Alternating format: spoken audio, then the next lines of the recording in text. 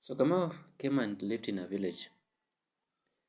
So on that day, I actually happened to be the only person in the whole world or the whole universe to have unveiled what I had been nagging the gentleman to abandon his sleep, and he suffered in the cold in search of something.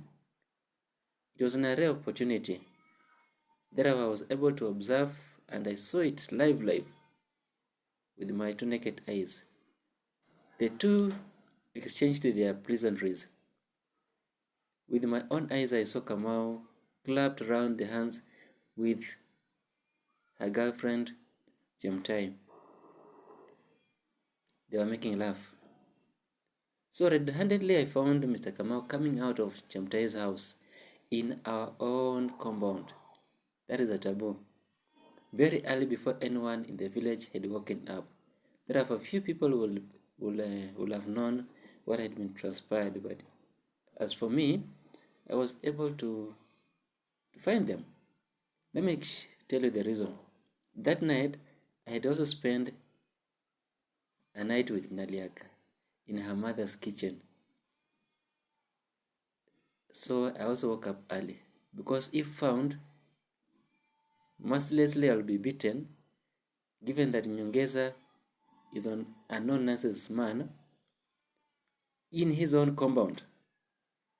Surely, you can think what will have happened to me. So I also woke up very early and came back to my house. Just before stepping into our home, I heard some chuckling fellows within the compound. I heard and saw naked with my naked eyes, the two exchanging kisses with lots of passion, as if to say that Jemtai was much more better and sweeter than our Mumia's sugar cane. Very sweet indeed. Kamau massaged her breasts and touched her behinds to measure the sizes he had enjoyed overnight. She had a big oversized behind contrary to the size of her head. As you can know, her head will not think so much. Chemtai stretched her hands around Kamau's waist, pressed herself close and pulled him very hard for herself. She wanted him and that thing inside Kamau's jeans. If possible, she could insert herself while standing. She was going to miss it again. I felt bad. How could the treasure for my father being messed up with a foreigner, a man from an unknown village, visiting on my father's stock? I was about to shout and let the cat out of the basket, but since I was also certified, that is, having had my good time with Naliak overnight, I held my breath and pretended not to have seen what transpired within the two stupid grown-ups engaged in love triangle for the young ones, such that they had also begun a new network for the old and the grown-ups. Like kids, they laughed at each other, massaged their breasts. They felt the pleasure. I ignored the sagging and passed over to my heart. Those were our days when women were supposed to remain calm and within their heart till the day of visit. And if found to be a widow, she ought to be patient until another man will be found to pick her for a new marriage. There came a time Chemtai began to sneeze, complain of headache, and she had difficulty in breathing, a typical sign and symptom of our current COVID-19 virus, the coronavirus. In addition, her black hair changed the color to pale. She must have had a disease not known to many of us. That's a new disease in our village. It consumed her slowly. She also shared the same disease to anyone who ever slept with her. Of course, she had a reason behind. Her busy schedule was to spread more of the disease. My father, who, like his friend Nyongeza, also had 7 wives. He had learned from his friend the kind of lifestyle. Perhaps after talking and shared equal ideas that resembled each other's mind, and thus he also organized a family program that matched. They both had a family program that matched. My father as well had arranged to have 7 women, each visiting him for her day. Nanjala, who happens to be the mother of Naliaga, had become aged. She had little interest in the game of love.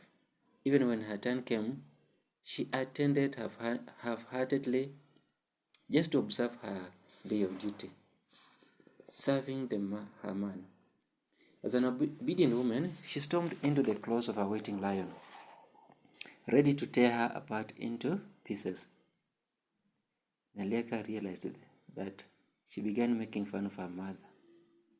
Since her mother had grown old and become, as Naliaka also had grown and she had become an expert in the field, she found it fun what her mom, and the reason why her mom found it hard to walk after she had come out of the main house.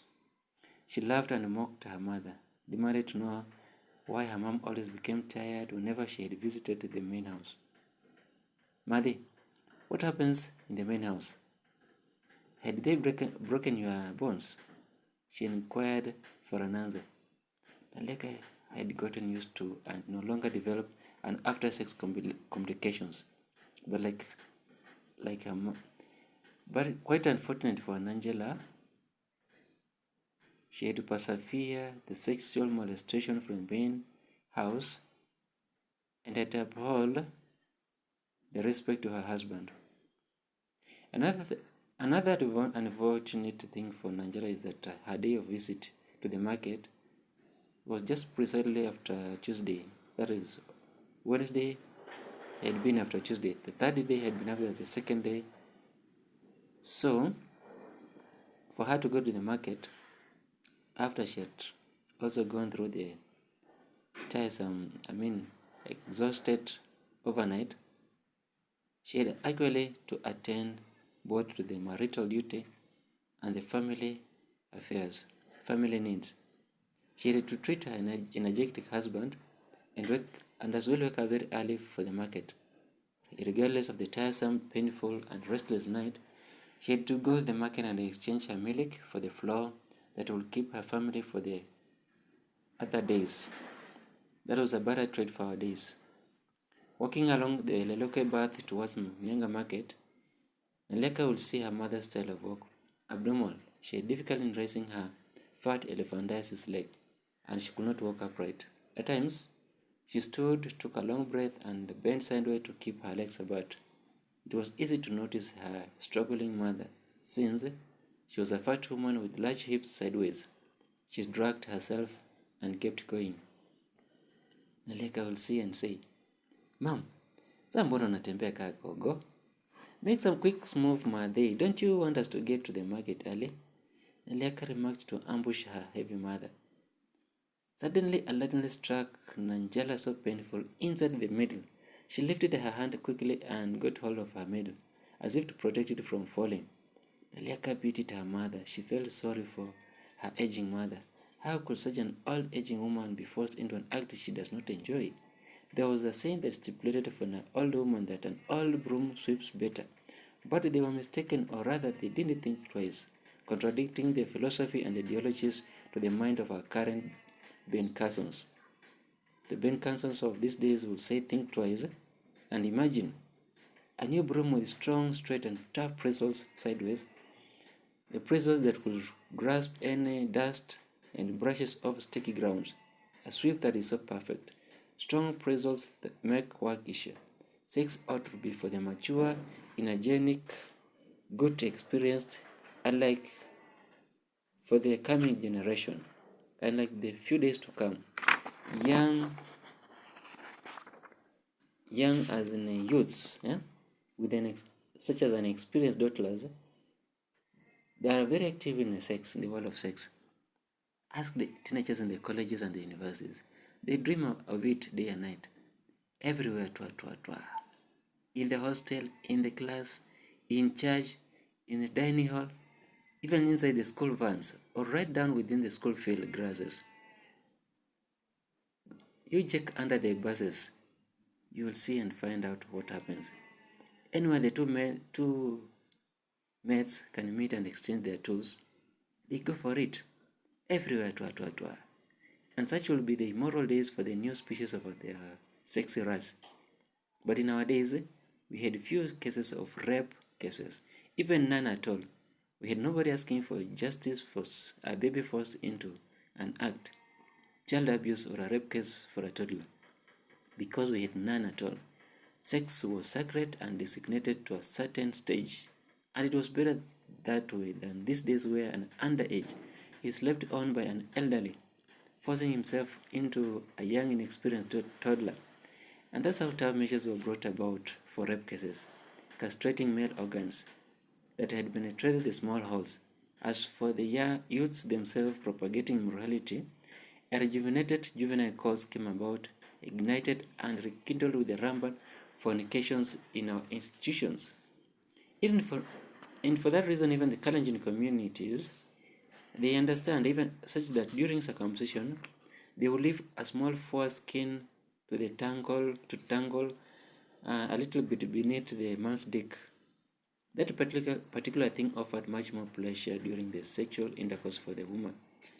That was a stage designated for sex in adulthood. After circumcision, and someone becomes a man enough to handle marital pleasantries and marital responsibilities.